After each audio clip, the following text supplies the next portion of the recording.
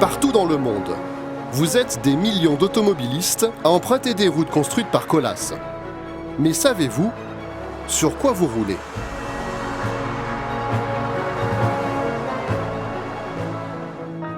Vos chaussées sont recouvertes d'enrobés, un mélange complexe de granulats et de bitume conçu en laboratoire. Dans les Yvelines, Colas possède son propre campus scientifique et technique, le premier centre mondial privé de recherche et développement dédié à la route. Nos scientifiques y élaborent les enrobés d'aujourd'hui et de demain. Un enrobé bitumineux est un matériau de construction routière. Ça permet d'avoir des chaussées qui sont à la fois durables, confortables, environnementales et donc aussi qui apportent la sécurité aux usagers. Dans nos process de fabrication, nous plaçons la protection de l'environnement au cœur de nos préoccupations. Notre outil industriel est conçu en ce sens. Comment fonctionne-t-il ? La fabrication est lancée par un opérateur. Elle se déroule en 2 phases. Les granulats sont d'abord transportés à l'aide d'un tapis convoyeur jusqu'à un tambour sécheur doté d'un brûleur. Ils sont chauffés à plus de 100 degrés pour en extraire l'humidité. C'est la phase de séchage.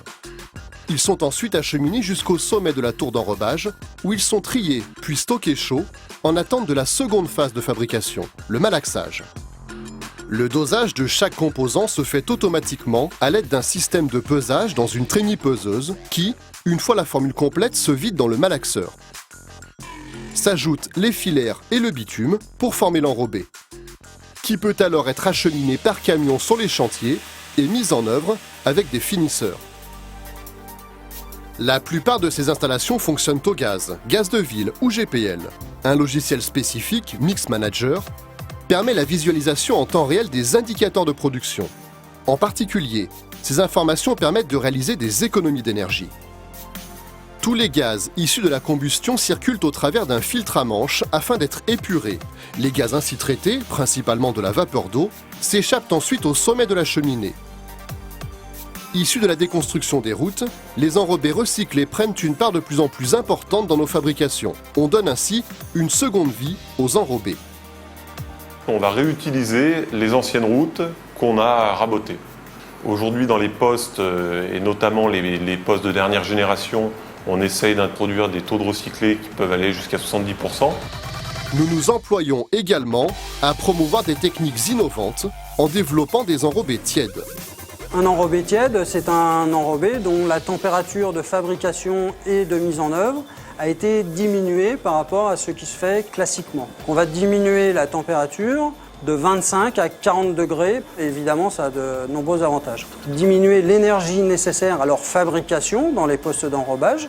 Également l'émission des gaz à effet de serre qui sont associés à cette énergie. Nos postes d'enrobage sont propres et des mesures sont prises pour éviter d'éventuelles nuisances olfactives. Nous utilisons par exemple des filtres à charbon sur les cuves de stockage de bitume. Notre objectif étant d'éviter les désagréments pour la population. Nous installons des systèmes d'arrosage des sols afin d'éviter les envols de poussière. L'ensemble des eaux de ruissellement est collecté et transite au travers d'unités de traitement. Nous sommes en dialogue constant avec les collectivités et les populations. On a vraiment eu un échange avec Colas via son directeur sur le site qui est venu me présenter le projet. Je me félicite des relations avec l'entreprise Colas qui a vraiment été à l'écoute. Il y a eu un gros travail de l'entreprise pour répondre aux problématiques de voisinage. C'est un site bien intégré, qui ne fait pas de bruit, qui ne génère pas de poussière. Notre objectif, zéro pollution. Parce qu'au-delà des mots, nous voulons agir pour protéger notre environnement.